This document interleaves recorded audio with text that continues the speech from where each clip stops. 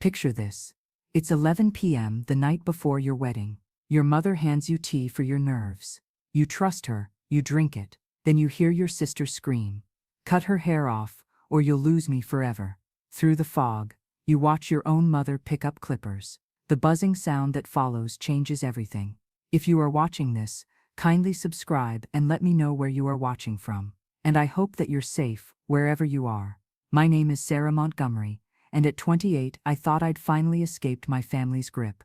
As a marketing director in Atlanta, I'd built a life 2 hours from my hometown of Magnolia Springs, Georgia, far enough to breathe, close enough to pretend we were close. Tomorrow was supposed to be my wedding day. 2 years of planning had turned into a war between my vision of intimacy and my mother's dream of a grand spectacle that would cement our family's status as community royalty. My parents insisted I spend my final night as a single woman in my childhood home. Tradition brings good luck, they said. Charles and Margaret Montgomery were Magnolia Springs royalty. Dad chaired the Homeowners Association. Mom led the Ladies' Auxiliary. To everyone watching, we were the perfect American family. The truth was poison. "Sweetheart, you look exhausted," my mother said, gliding into my room with a teacup on a silver tray. Margaret Montgomery never walked. She glided, floated, like she was auditioning for Southern Matriarch. The movie. Her blonde hair was perfect despite the late hour. Her silk nightgown probably cost more than most people's rent. "I brought you chamomile tea with something extra to help calm those wedding jitters." I should have been suspicious. In 28 years, she'd never brought me tea. Not once, but exhaustion made me stupid. The constant battles over guest lists, flowers, traditions I didn't want but couldn't escape. The tea smelled like home, like the rose garden behind our house. "Thank you, Mama," I said, accepting the cup. The liquid was warm and sweet with a bitter undertone. "I thought it was just the chamomile. Every bride feels nervous," she said, settling on my bed with practiced grace. "Your sister Melissa felt the same before her engagement party last month." As if summoned, Melissa burst through the door with her signature drama. At 24, my younger sister had inherited Mom's delicate features and Dad's commanding presence, a combination that had opened every door she'd ever approached. I was always the responsible one. Good grades, steady job, sensible choices. Melissa was the golden child who could do no wrong, even when she did everything wrong. "Sorry I'm late," she announced, flushed and bright-eyed. "I was on the phone with Brad trying to convince him to propose already. I mean, Sarah's getting married tomorrow, and I've been with Brad 6 months longer than she's been with David." The familiar sting of comparison hit hard, but the tea was making me drowsy, dulling the sharp edges. My eyelids grew heavy. The room tilted like I was underwater. "Melissa, don't be ridiculous," Mom said weakly. "Everyone has their own timeline." "Do they though?" Melissa's voice turned sharp. "Because I'm tired of being overshadowed. I'm tired of Sarah getting everything first just because she's older. I'm tired of being the afterthought." The teacup slipped from my fingers. It shattered against the hardwood floor. I tried to stand to clean it up, but my legs wouldn't work. The room spun faster. I gripped the bedpost to keep from falling. "What did you put in that tea?" I whispered, but the words came out slurred. "Have you ever trusted someone completely, only to have them destroy you?" Melissa stepped closer. Her face transformed into something I'd never seen before, cold, calculating, without mercy. "Cut her hair off," she said, her voice rising just below a scream. "Or you'll lose me forever. I swear to God, Mama, if you don't do this one thing for me, I will walk out of this house tonight and you will never see me again." Through the sedative fog, I watched my mother's face crumble. Margaret Montgomery, who prided herself on control, began to cry. Not delicate Southern lady tears. Ugly, desperate sobs that shook her entire body. "Please don't make me choose," she whispered. But we all knew she already had. My father's footsteps echoed up the stairs, heavy, deliberate. Charles Montgomery appeared in the doorway, his face stern and emotionless. "The sedative should fully kick in soon," he said clinically. "We need to do this quickly before she can fight back." I tried to speak, to scream, to do anything, but my body wouldn't obey. The drug pulled me under like quicksand, slow, suffocating, inescapable. "I can't believe we're doing this," Mom said, but her hands were already reaching for something. "You're doing this because you love me," Melissa hissed. Because I'm the daughter who actually needs you. Sarah has always been fine on her own. She doesn't need you like I do. Through my drugged haze, I heard a drawer open, rustling, then a sound that made my blood freeze. The electric buzz of clippers. Just do it fast, Dad said. She won't remember most of this anyway. Mom's hands were shaking as she approached me. I could see tears streaming down her face. But she didn't stop. The clippers touched my scalp. The vibration shot through my skull. I tried to move, to pull away, but the sedative had turned my body into a prison. Melissa watched with satisfaction gleaming in her eyes. Finally, she whispered. Finally, I get to be the pretty one. The one everyone looks at. The one who matters. The buzzing continued. I felt chunks of my hair falling away. 2 years of growth, gone. My wedding day. Destroyed, all because my sister needed to feel special. All because my parents chose her fragile ego over my dignity. The last thing I heard before darkness took me completely was my sister's laughter. Light and musical, like she'd just won a game. And maybe she had. Consciousness returned slowly, like swimming up from the bottom of a dark ocean. My mouth tasted like copper and cotton. There was a strange coolness across my scalp. The morning light through my curtains seemed harsher than usual. When I tried to sit up, the world tilted dangerously. The sedative still clung to my system like cobwebs. Then I noticed the hair. Thick, dark strands scattered across the floor, catching the sunlight. My hand went instinctively to my head, expecting the familiar weight of shoulder-length waves I'd been growing for 2 years. Instead, my palm met bare skin. The walk to the bathroom mirror felt like crossing a desert. Each step brought growing dread that crystallized into horror. When I flicked on the light, the woman staring back was unrecognizable.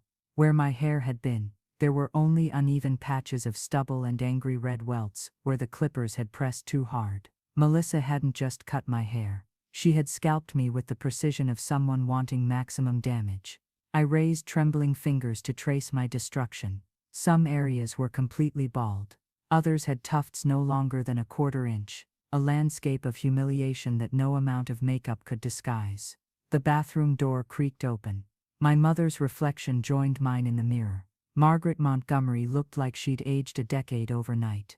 Her usually immaculate appearance was disheveled. For a moment neither of us spoke. "Sarah, honey," she began in that tone she used for managing crises at charity events. "You're still beautiful in your own way. Hair grows back. We can find lovely wigs for today. Nobody has to know what really happened." The casual dismissal hit like a physical blow. She was already spinning the narrative, already crafting the lie that would protect the family reputation while erasing my pain. Before I could respond, Dad's voice drifted from the hallway, cold, matter of fact. "At least today you won't overshadow her." Charles Montgomery appeared in the doorway, arms crossed, already dressed in his wedding attire. Silver hair perfect. Expression emotionally vacant. "Melissa deserves her moment to shine. Frankly, you've always been too dramatic about being the center of attention." The words landed like stones in still water, creating ripples of understanding that spread outward. This wasn't the first time. It had never been the first time. I remembered my high school graduation. Melissa had thrown a tantrum about my valedictorian speech stealing her thunder. My parents suggested I keep my remarks brief. I remembered my college acceptance to Emory. News buried because Melissa got her driver's license the same week and needed to celebrate. I remembered birthdays where my achievements were minimized. Christmas mornings where her gifts were always bigger, always better, always accompanied by explanations about how she was going through a difficult phase and needed extra attention. The pattern stretched back decades. A continuous thread of sacrificing my happiness to preserve Melissa's fragile ego and my parents' image as the family who raised 2 accomplished daughters. Except they hadn't raised 2 accomplished daughters.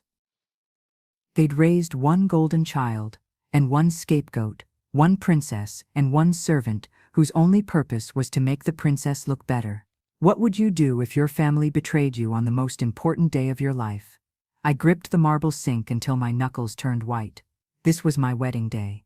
The day I'd planned for 2 years, spent thousands on, invited 200 people to witness. The day that was supposed to mark my escape from this toxic family.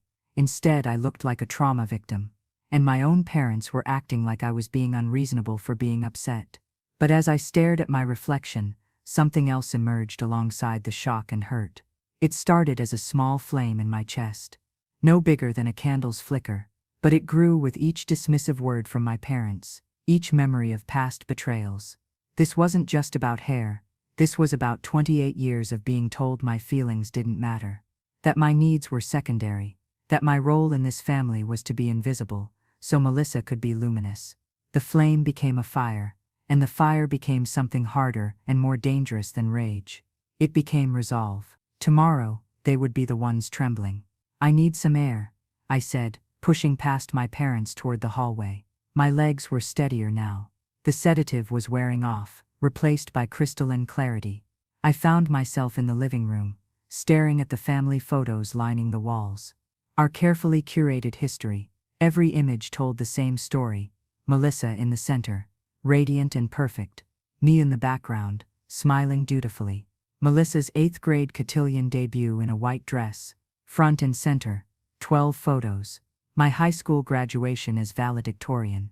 One photo, tucked in the corner, half my face cut off. The financial disparities became impossible to ignore, as memories flooded back. When Melissa turned 16, our parents surprised her with a brand new pearl-white BMW, complete with a giant red bow. They presented it on a random Tuesday in March, an early birthday present because they found such a good deal. The entire neighborhood came out to admire it. Mom spent the afternoon taking photos for social media. Meanwhile, I had been working 25 hours a week at a coffee shop downtown, saving every penny for college application fees. When I asked about getting a car, Dad handed me a bus schedule, said public transportation would teach me valuable life skills about time management. He said it like he was bestowing wisdom, like making me wait 40 minutes for a bus in Georgia humidity was character building. The worst betrayal came during my senior year. I'd received the Peachtree Scholar Award, a full academic scholarship to the University of Georgia, given to only 12 students statewide. It would cover tuition, room, board, and books. My ticket to freedom without financial burden. I rushed home with the letter, ready to share the best news of my life. I found Mom in the kitchen, uploading photos to the neighborhood Facebook group, but instead of celebrating my scholarship, she was posting professional photographs of Melissa in her junior prom dress. A stunning emerald gown that cost more than I made in 3 months. The captions gushed about Melissa's natural beauty and bright future. How proud the family was to have such a shining star. I stood there holding my scholarship letter, watching Mom craft post after post about Melissa's dress, her hair, her potential modeling career. When I finally interrupted, Margaret glanced at the letter briefly. "Oh, that's nice, sweetheart. Very practical. Now do you think I should mention that Melissa's dress was featured in the boutique's window display? Or would that sound like bragging?" That night, I searched the neighborhood Facebook group for any mention of my scholarship. Nothing. Not a single word about the academic achievement that would change my life. But there were 17 photos of Melissa in that emerald dress, each garnering dozens of likes and comments about how lucky our family was to have such a beautiful daughter. The memory sharpened my resolve, like a whetstone on a blade. A soft knock interrupted my thoughts. Aunt Ruth stood in the doorway, Dad's older sister, a woman who'd earned independence through 40 years of teaching high school English. At 68, she moved through the world with quiet confidence. Someone who'd witnessed enough family secrets to be shocked by very little. "Well," she said, her blue eyes taking in my appearance with analytical precision. "I see we're having quite the morning." Mom immediately launched into damage control, her voice artificially bright. "Ruth, thank goodness you're here early. Sarah had a little accident with scissors last night. Nervous brides, you know.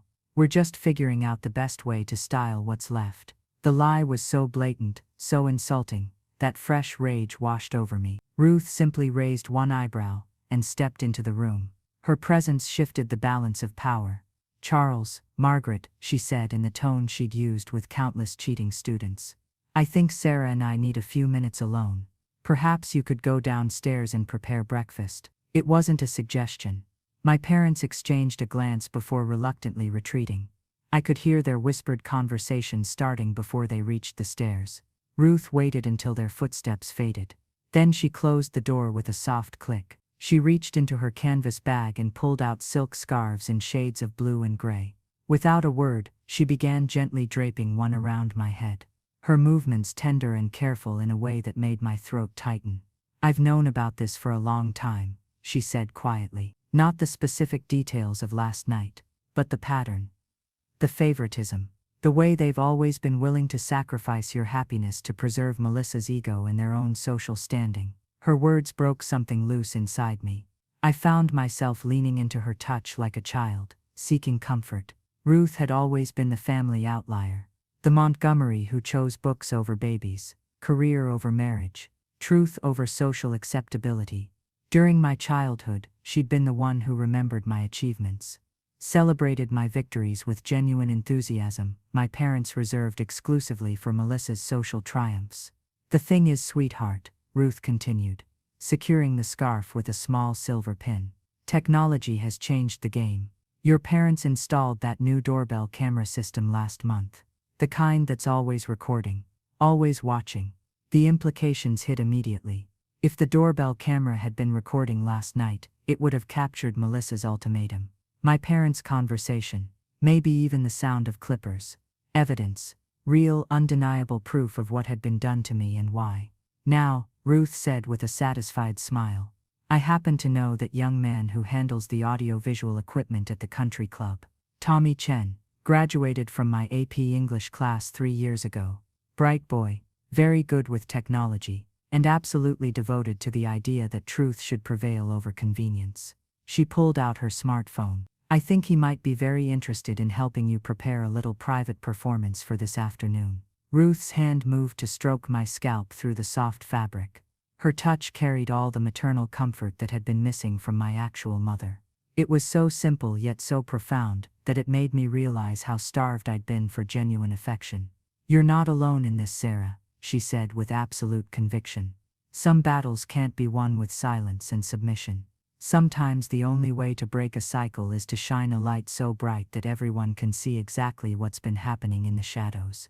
I lifted my head. Maybe I wasn't alone, and the darkness was beginning to lift.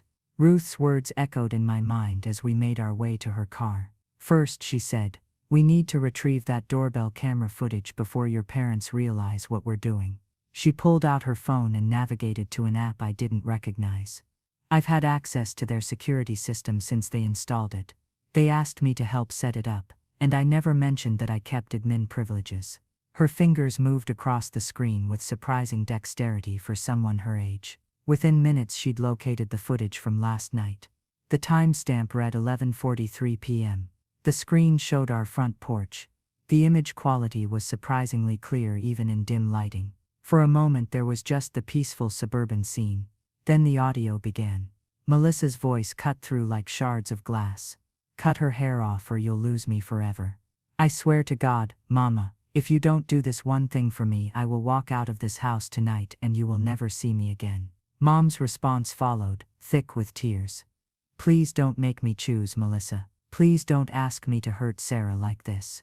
There has to be another way." But even through her protests, I could hear the weakness. The way she was already capitulating. Then Dad's voice, clinical and detached. "We'll do it quickly. She won't remember much with the sedative. By tomorrow it will be done, and we can all move forward." But then I heard something that made my blood freeze. Underneath their voices there was laughter. Distinctly male laughter that didn't belong to my father. Someone else had been there. Someone who found my family's plan amusing rather than horrifying. "Ruth, who is that laughing?" I whispered. "I've been wondering the same thing," she said, her expression darkening. "The timestamp shows this was 11:43 p.m. I know for certain no guests were expected. So who else was in that house?" We listened again. The unknown voice became slightly clearer at one point, though still not clear enough to identify. What was unmistakable was the tone of encouragement, as if this person was actively supporting what my family was planning. I grabbed my phone and began transferring the audio file from Ruth's device. My fingers moved quickly, creating multiple backup copies and uploading them to secure cloud storage. The marketing executive in me understood the importance of controlling information. "We need more than just audio," Ruth said. "We need physical evidence." She drove us to my parents' house. The street was quiet. They were at the country club handling last-minute wedding preparations. We entered through the back door. Ruth led me straight to the garage where the trash bins were kept. Your mother is meticulous about cleaning up after family incidents, Ruth explained. But she follows predictable patterns. We found the bin from last night. Inside, buried beneath coffee grounds and kitchen scraps, was damning evidence. First, a prescription bottle, lorazepam, a sedative for anxiety disorders. The patient name made my breath catch, Melissa Ann Montgomery, but the prescription had been purchased using Dad's credit card. Ruth showed me the pharmacy receipt she'd found in her email, forwarded automatically because she was listed as an emergency contact on family medical accounts. Charles Montgomery had personally purchased the medication used to drug me. Despite the prescription being in Melissa's name, this wasn't Mom acting impulsively under pressure. Dad had been actively involved in planning my humiliation, purchasing the means to drug me hours before Melissa's ultimatum. We kept searching, scattered in another bag, thick strands of dark brown hair. My hair, along with smaller clippings swept up after, and wrapped in a kitchen towel at the bottom. The electric clippers, professional grade, the kind from high-end salons. Someone had specifically acquired equipment capable of creating maximum damage. We need to document everything, I said, my voice steady. Despite the magnitude of what we've discovered, Ruth photographed it all. Every angle, every detail. The prescription bottle, the receipt with Dad's credit card information, the clippers with visible fingerprints on the handle. We had assembled a collection of evidence that would be impossible to explain away. Audio recording proving what was said, prescription bottle, and receipt proving premeditation. Physical remains providing tangible proof of assault. It was the kind of comprehensive documentation that could support criminal charges, and it would certainly destroy my family's carefully maintained reputation. But there was still one piece missing. That unknown voice on the recording. That male laughter. Who else had been part of this conspiracy? Back at the country club, I found myself in the bridal preparation room. My 3 bridesmaids were already there, dressed in sage green gowns. Their conversation died instantly when they saw me. Shock, confusion, barely concealed horror. "Oh honey," said Francine. The makeup artist Mom had flown in from Savannah. "What in the world happened?" Before I could answer, Jessica, my maid of honor, stepped forward. Her expression shifted from shock to protective anger. Jessica had been my roommate at UGA. She understood my family dynamics better than most. "Sarah, tell me this wasn't some kind of accident," she said, voice tight with controlled fury. "Because if someone did this to you deliberately, we're calling the police right now." The door opened before I could respond. David Harrison stood frozen in the doorway. My fiancé, still gripping the door handle. Already dressed in his charcoal gray tuxedo, he'd come to steal a private moment with his bride. Instead, he found himself confronting a reality no wedding planning could have prepared him for. The silence was deafening as everyone waited to see how he would react. David's eyes moved slowly from my face to my bare scalp, then back to my eyes. I watched a dozen emotions flicker across his features. Shock, certainly, but also something deeper. A kind of recognition that cut through the surface to understand this wasn't about hair or beauty or wedding day perfection. This was about something much more fundamental. He stepped fully into the room and closed the door with deliberate care. The bridesmaids moved backward instinctively, creating space around us. "Sarah," he said, his voice barely above a whisper. David moved toward me with careful steps. When he reached me, he didn't immediately touch my head or ask what happened. Instead, he took both my hands in his and gripped them tightly. "Do you want to cancel the wedding?" he asked, voice gaining strength but remaining soft. "The decision is yours, Sarah, completely yours. I'll follow you anywhere. To the altar, to the parking lot, to another state if that's what you need." The offer was so unexpected, so contrary to everything I'd been conditioned to expect, that tears sprang to my eyes. David wasn't asking about photographers or guests or deposits or social implications. He was asking about me. "They drugged me," I said, the words rushing out. "Last night, my parents gave me tea with something in it. Then Melissa threatened them. Said if they didn't cut off my hair, she'd leave the family forever. So they chose her." Current count. 4,000 words. 1,000 remaining. David's jaw tightened with anger. His grip on my hands became more protective. "I'm here with you, not with an image," he said firmly. "I didn't fall in love with your hair or your family's reputation. I fell in love with your intelligence, your kindness, your strength. He released one hand to gently cup my cheek. You're beautiful, Sarah. You're beautiful because you're you. And if your family can't see that, they don't deserve to be part of our lives. Relief washed over me like stepping into fresh air. I wasn't alone. I had an ally who understood this was about fundamental respect and human dignity, but I hadn't told him everything yet. David, I have evidence, I said. Audio recordings, prescription receipts showing Dad planned this hours in advance, physical proof, and I'm going to expose them. During the reception, in front of everyone, his eyes widened slightly, but he didn't hesitate. Then we'll do it together. Ruth appeared at my side as if summoned. I've already contacted Tommy Chen, the AV technician. He's ready to help. Pastor Williams entered moments later. When he saw my appearance, his expression shifted through shock to concern. But he didn't launch into explanations or damage control. He simply waited for me to speak. Pastor Williams, I began, voice steady. I need you to perform the ceremony exactly as planned, without changes or interruptions. The wedding itself is sacred to David and me. I don't want my family's actions to contaminate that. He nodded slowly. Sarah, I can see that something terrible has happened. Whatever support you need from me, you have it. I just need you to let truth speak at the reception, I said. Sometimes the most powerful justice comes from community accountability. Pastor Williams studied my face with intense attention. After a long moment, he gently touched my hand.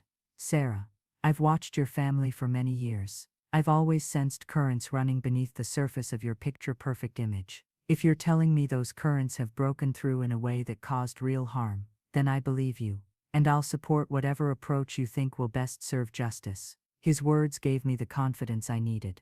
Would you have the courage to expose your family in front of everyone they know? 2 hours later, I stood in the anteroom behind the chapel doors. The gentle murmur of 200 guests settling into their seats created a low hum that vibrated through the heavy oak doors. The church organist began Pachelbel's canon.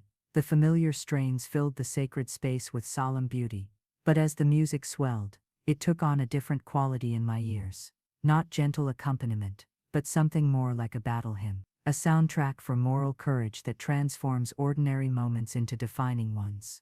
I pulled out my compact mirror, my grandmother's. Its silver surface reflecting decades of Montgomery women preparing for their most important moments. But when I opened it, the woman looking back bore no resemblance to the frightened victim from this morning. She had clear, determined eyes. Not shame but fierce dignity I'd never seen in myself before. My scalp, which had seemed so shocking in harsh bathroom lighting, now appeared almost regal under the soft chapel illumination. The fine bone structure of my skull was visible in a way that had been hidden beneath hair for 28 years. Rather than making me look diminished, it emphasized the strength and intelligence that had always defined me. I looked like someone who had survived something terrible and emerged not broken but forged into something harder and more resilient. The sheer veil I'd chosen to showcase rather than conceal my condition caught light streaming through stained glass windows. It created an almost ethereal effect, transforming what my family intended as humiliation into something that looked almost like a crown. I adjusted the veil one final time, ensuring every guest would have an unobstructed view of what had been done to me. This wasn't about vanity. It was about testimony. About bearing witness to truth in a way that would be impossible to ignore. My phone buzzed. Tommy Chen confirming all technical systems were in place. Everything ready on my end.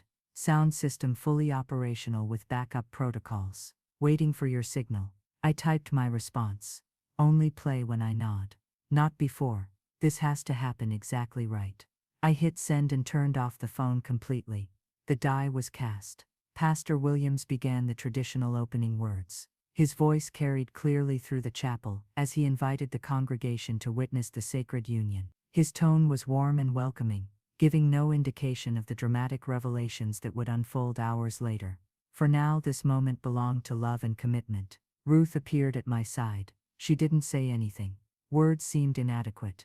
But she squeezed my hand gently and nodded toward the doors with an expression that conveyed both pride and determination. The doors opened. Every head turned. The gasps were audible, sharp intakes of breath that rippled through the congregation like a wave. I saw my mother's face go white, my father's jaw clench, Melissa's eyes widen with something that looked like panic. But I kept my eyes forward, on David, standing at the altar, his face filled with nothing but love. I walked down that aisle, with my head held high. Each step was a statement. Each photograph would be evidence. Each shocked whisper was validation. The ceremony proceeded beautifully. Pastor Williams spoke about love that transcends superficial things, about commitment that withstands trials. His words took on layers of meaning I hadn't anticipated. When David and I exchanged vows, his hands were steady, his voice was clear. I promise to love you in all circumstances, to stand with you against any adversity, to choose you always. The tears on my cheeks weren't from sadness. We were pronounced husband and wife. As we walked back down the aisle together, I caught Ruth's eye. She nodded once. A silent signal. The real battle awaited at the reception. 200 witnesses were about to learn the truth. The reception hall at Magnolia Hills Country Club sparkled with my mother's careful planning. Crystal chandeliers, white roses, elegance designed to photograph beautifully and demonstrate refined taste. 200 guests filed in. The mayor and his wife, the bank president, country club board directors, Pastor Williams and his family, every influential person in our community, gathered in one place. My mother moved through the crowd with practiced grace, deflecting questions about my appearance with vague references to a little pre-wedding mishap and how brave Sarah is. My father stood near the bar, his expression stern, the respected deacon and community leader, maintaining his authority. Melissa hovered near the edge of the room, her golden hair perfect, her smile bright, playing the role of supportive sister, but I could see the panic in her eyes. The way she kept glancing toward the exits. The speeches began. Best man, maid of honor, traditional toasts about love and happiness. Then it was my turn. I stood moved to the microphone at the front of the room. Thank you all for being here, I began, my voice steady. This day has been transformative. I caught Tommy's eye across the room, nodded once. The lights dimmed slightly. Screens positioned around the ballroom flickered to life. Before we continue the celebration, there's something you all need to hear. The audio began. Melissa's voice, crystal clear. Cut her hair off or you'll lose me forever. I swear to God, Mama, if you don't do this one thing for me, I will walk out tonight and you will never see me again. Mom's desperate sobs. Please don't make me choose. Dad's clinical response. We'll do it quickly. She won't remember much with the sedative.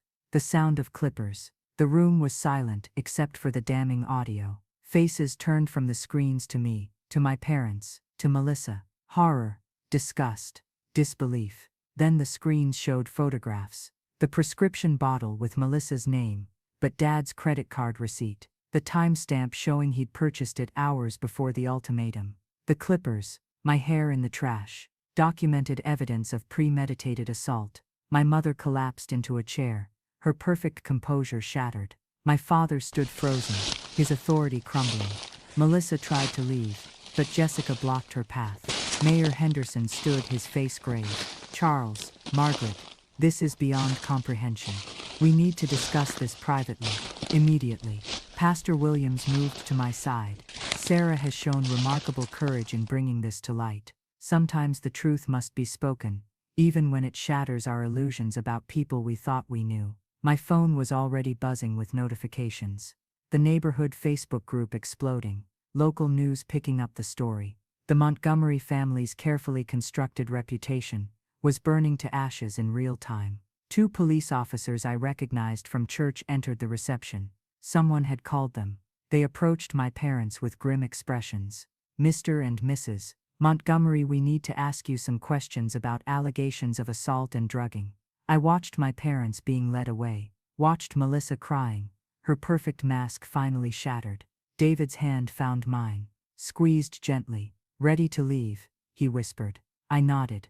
We walked out of that reception hall together, leaving behind the chaos, the whispers, the destruction of everything my family had built their identity on. In the parking lot, I reached up and touched my bare scalp. The action that had once filled me with shame now felt like freedom. I hadn't just gotten revenge. I had broken a generational curse, exposed a pattern of abuse that had poisoned our family for decades, given Melissa a chance to face consequences instead of being enabled into deeper dysfunction, and I had chosen truth over the comfortable lie. David opened the car door for me. We drove away from Magnolia Hills Country Club, away from the only family I'd ever known. Where to? David asked. Anywhere but here, I said, looking at my reflection in the side mirror. The woman looking back was someone I barely recognized. Not because of the missing hair, but because of the strength in her eyes. I'd spent 28 years being told that family loyalty meant silence, that love meant sacrifice, that being a good daughter meant accepting abuse with grace. But real love doesn't drug you and destroy you for someone else's ego. Real family doesn't choose image over your dignity, and real strength isn't staying quiet when the truth needs to be told. My phone buzzed one more time. A text from Ruth. Proud of you, warrior. Call me when you're ready. You have a home with me anytime you need it. I smiled, turned off the phone. David reached over and squeezed my hand as we merged onto the highway. Behind us, the Montgomery family legacy was crumbling. Ahead of us, a future built on truth instead of lies. I touched my scalp one final time. No shame, no regret, only freedom. If this story resonated with you, if you've ever felt overshadowed or betrayed by the people who should protect you, I want you to know, your voice matters, your truth matters. Don't let anyone convince you that keeping the peace is more important than your dignity. Hit that like button if you believe justice should be served. Share this story with someone who needs to hear it, and subscribe because I have more stories of people who refuse to stay silent. You are not alone, and you are stronger than you think.